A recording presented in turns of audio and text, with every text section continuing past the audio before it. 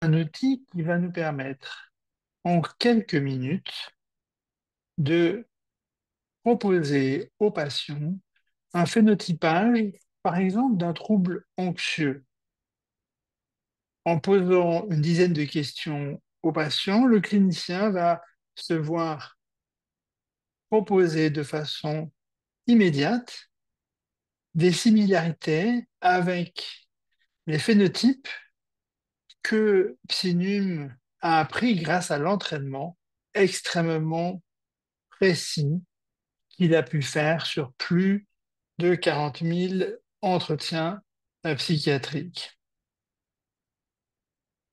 Donc, le phénotypage en psychiatrie est un gain donc en termes de précision, va nous apporter donc la possibilité d'identifier des sous-types cliniques, mieux repérer l'évolution des troubles et être là dans une phase où on va pouvoir introduire des caractéristiques dans lesquelles on va identifier la personne par un code qu'on va lui donner, un âge que l'on va pouvoir inscrire, ici 27 ans, et puis on va dire qu'il s'agit d'un homme jeune. On va pouvoir donc remplir un certain nombre de questions qui nous sont proposées et on a une dizaine de questions dans lesquelles le déroulement de ces questions va amener à proposer au patient une catégorisation de son phénotype. Est-ce que vous avez tendance à être marqué par le stress et l'anxiété? Jamais, parfois, souvent, toujours. Souvent, dit le patient. Est-ce que vous faites des crises de panique, des sensations d'étouffement, de gêne respiratoire importante? Rarement. Est-ce que vous avez des peurs excessives dans certaines situations? Non, parfois, souvent, toujours. Oui, je fais cela souvent. Est-ce que vous évitez certaines situations sociales, des rencontres, des réunions, des regroupements? Oui, assez souvent actuellement. Est-ce que vous avez des ruminations dans votre pensée qui reviennent de façon répétitive? Oui, absolument. Je suis toujours envahi par ces ruminations anxieuses. Est-ce qu'elles peuvent s'accompagner de symptômes physiques, tremblements, par exemple, palpitations anxieuses? Parfois, cela m'arrive. D'accord. Est-ce que vous avez également des troubles du sommeil en rapport avec ce niveau d'anxiété? Oui, je suis gêné parfois. Est-ce que vous avez des comportements compulsifs qui s'imposent lorsque vous êtes touché par cette anxiété? Oui, assez souvent. Je dois me mordre les doigts, je dois me blesser parfois. Est-ce qu'il y a des souvenirs particulièrement violents, traumatisants qui vous envahissent, que vous avez pu identifier? Oui, cela m'arrive parfois.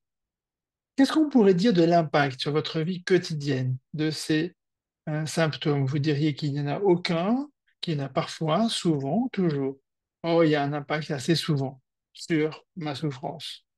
On va valider ces réponses et immédiatement, il va nous proposer une visualisation des symptômes dans un premier temps, où on peut repérer que les ruminations mentales sont particulièrement élevées, tendance au stress et à l'anxiété, c'est bien pour cela qu'on l'a choisi, et il a noté également les comportements compulsifs qui sont importants à cette phase, et également l'impact sur la vie quotidienne qui reste important aujourd'hui. On va ensuite pouvoir prolonger la réflexion et considérer quels sont les phénotypes qui vont être attribués à ce patient dans la poursuite du raisonnement qui va être fait ici.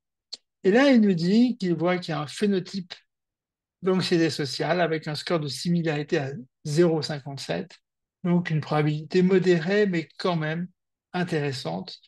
Il nous évoque une anxiété marquée dans la situation sociale avec une peur intense du jugement, un évitement des interactions, c'est ce qui caractérise l'anxiété sociale et que certains symptômes restent présents, sont présents dans ce qui a été dit par le patient, ce qu'il a confié, avec donc des suggestions de remédiation qui sont proposées et des suggestions également de stratégies pharmacologiques qui sont proposées et un rappel également qui est fait des différentes contre-indications et interactions médicales qui peuvent survenir. Voilà.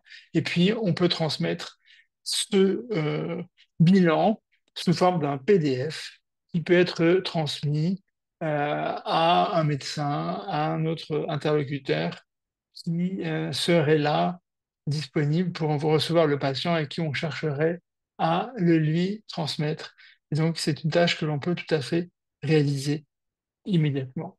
Voilà pour l'anxiété. Merci.